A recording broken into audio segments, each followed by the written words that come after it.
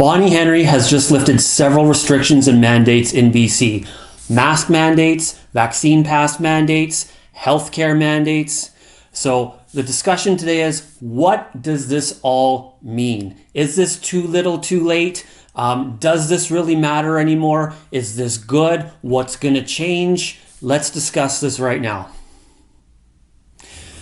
Okay, guys, so as you know, Bonnie Henry has lifted some indoor mask requirements, mask mandates for indoor places. The vaccine pass will no longer be in effect as of April 11th. Increased capacity for visitation for healthcare facilities, as well as no masks for children anymore. Now, of course, this can be seen as a good thing. This is what a lot of people have been requesting or begging or demanding or protesting for a long time. This was the whole basis of the convoys going on into Ottawa, was to lift these restrictions. Now that we got some lifted, we got to be a little careful here, because remember, this doesn't mean that they're permanently lifted.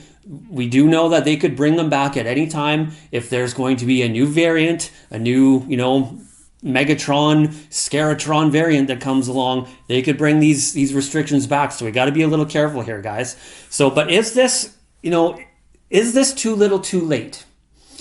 Is this something to celebrate right now, or do we still have to be, a little cautious? Let's extrapolate some of this information, and let's create some talking points out of it. So, first of all, I want to show you Bonnie Henry's clip about her lifting the mask mandates. Let's watch this for a sec first. So just to talk a little bit more about repealing the face coverings order. What this means is that masks will no longer be mandatory in those broad ranges of indoor environments that this order sets out. However, some settings will still require that you wear a mask.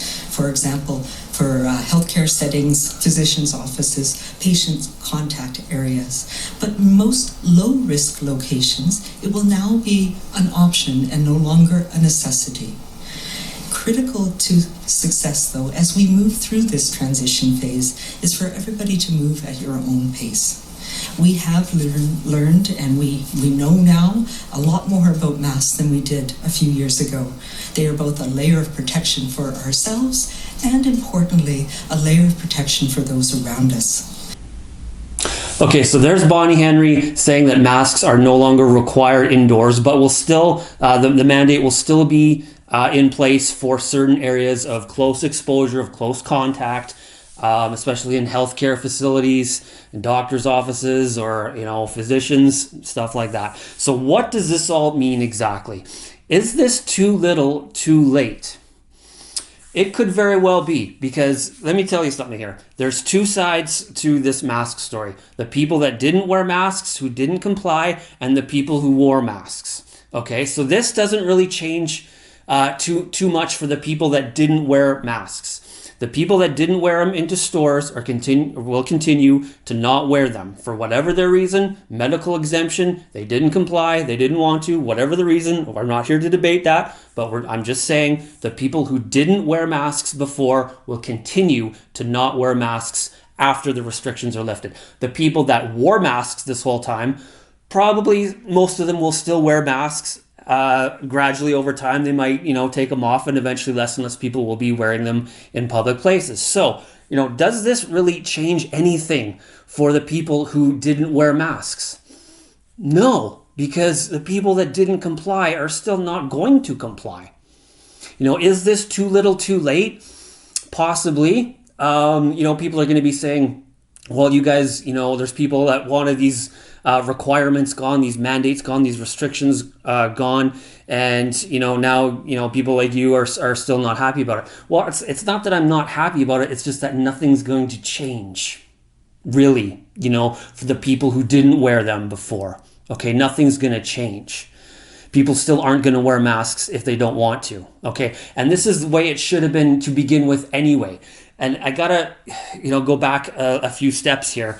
It is not anybody's job to protect someone else's health. It's not my job to look out for your health, and it's not your job to look out for my health. I'm responsible for my own health, just like you are responsible for your health. I am not required to keep you healthy. So, this mask mandate thing should never have been in place in the first place anyway. We all know that. And of course, do masks work? Well, I'm not going to get into that debate. That's another topic. We're not here to debate the efficacy of masks or the efficiency of masks. But the bottom line is that the mask mandates are being lifted in some places, and in some places they're not. So is the mask restriction fully gone? No. So, for the trucker convoy, the main message was lift all restrictions and all mandates. And the mask requirements are still in place in certain areas. So is this good enough for me and a lot of other people's liking? No.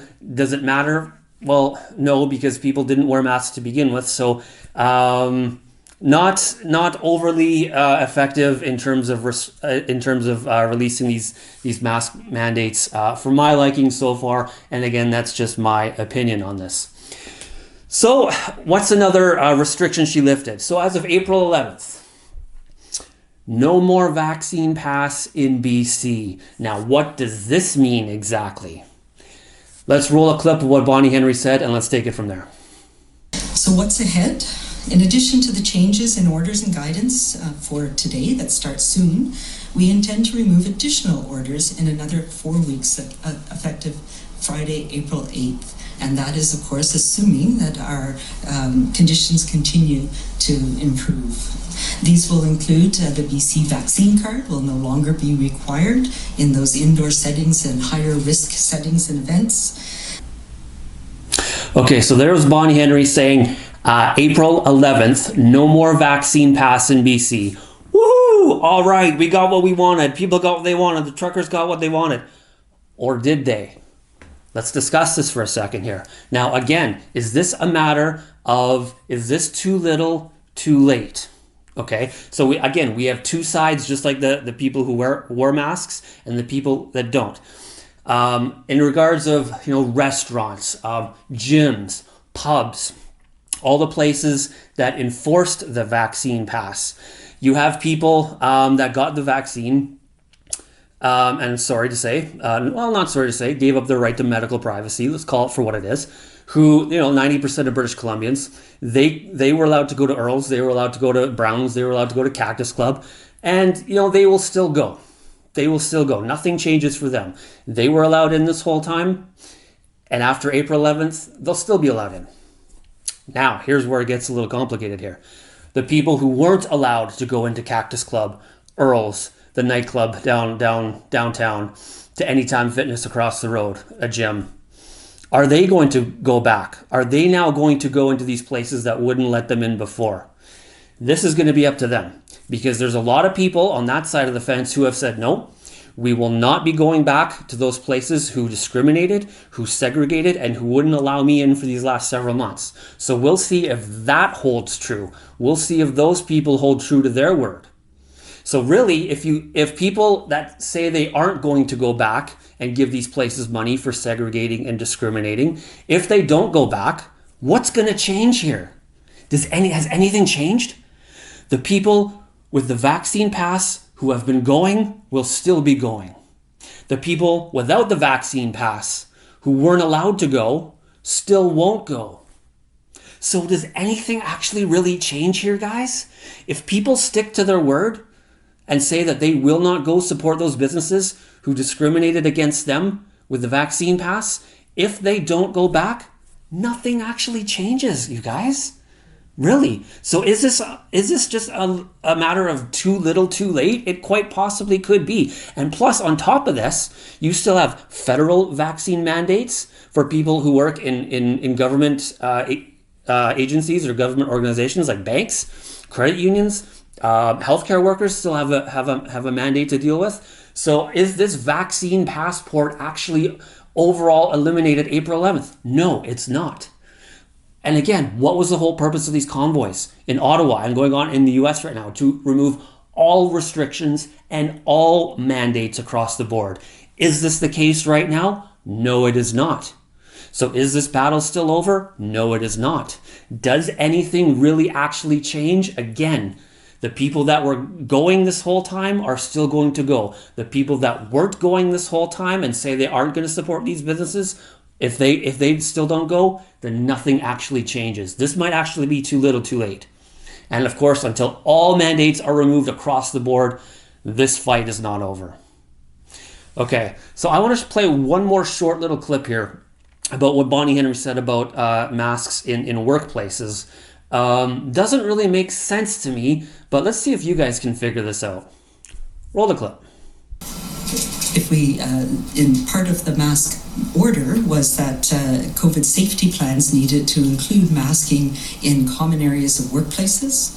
That is no longer an order, but in many workplaces, masks will still be required. They just will no longer be mandated in those areas.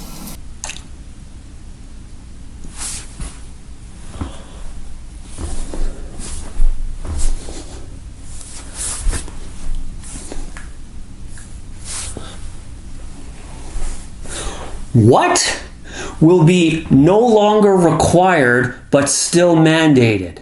Or no longer mandated but still required? Not this, but not this. What is the difference between those two words? There's no difference, because either way, a mandate is not a law and a requirement is not a law. A requirement and a mandate are virtually the exact same thing. A fancy, glorified word for we would really like you to do this. So how can something not be required but mandated, or not be mandated but still be required? That makes no sense. It's some of this science that just makes absolutely no sense to the common sense folk, but it makes sense to these politicians. This does not make sense to me, how something can be required but not mandated but not required. There's no law. It is not a law, you guys. That statement just does not absolutely make sense to me in any way. Workplaces can still obviously do their own policy, unfortunately. So, and of course, private businesses are fully allowed to do so, whatever policy they want. So, unfortunately, a lot of workplaces, a lot of businesses will still have this requirement, mandate, whichever the word of the day is that they want to use, in place, unfortunately. So again, the fight for those workplaces is still not over. I just don't understand why they toss around all these words, these fancy words. They masquerade them around like this with an ironclad fist, saying yes, it's a requirement, it's a mandate, but really it's just an opinion. It's a glorified opinion saying, please, we would really like you to do this. That's all that is. I don't know the difference between a requirement and a mandate. Doesn't make any difference to me anyway. So anyway, to sum up here, I guess the one bright side of this is, I guess, the children. The children are now no longer required to wear masks. Required, mandated, again, these words, which is good. The mask, the mask requirements should never have been there. Any restrictions should never have been there to begin with. Ever. We all know it's my body, my choice. Your body, your choice. You want to wear one, wear one. You want to get the shot, get the shot. But these mandates and requirements have been unnecessary from the beginning. So at least the children now, kids, are no longer required to wear masks, and that'll be a victory for many parents out there. So that is good news. And as well as the long-term care homes, I even heard somewhere that I think Bonnie said they are now allowing family members, again, an unelected official in an unelected position, telling you what to do with your family and how many family members can see each other. Something about either 6 people or 10 family members, or whichever it is, are allowed to see another family member in a long-term care home. Okay, fine, a victory in a way, but still. I mean, and of course that is a victory, because there was no way around that anyway. Care homes were not allowing family members to visit other family members anyway. There was no way around that. So that is a victory. I'll give that. That is a victory for long-term care homes and people in them, and families with people in long-term care homes. That's a victory. That is a requirement lifted that will be celebrated and applauded by people. Okay, good. But again, unelected official telling people how many family members they can see is just my opinion. no, that's not cool at all whatsoever. So anyway, guys, so let me know what you think. Post your comments down below. I'm pretty good with reading them. And again, follow and subscribe to me on YouTube, Rumble, and Telegram. And of course, Instagram, as well as Twitter, and my Facebook page, Real Ryan Klababa. Please like, share, subscribe, and do all the fun things associated with those words. And again, we will be back another day to talk about another topic. So until then, thank you guys for listening, and we will talk to you guys soon. Thanks.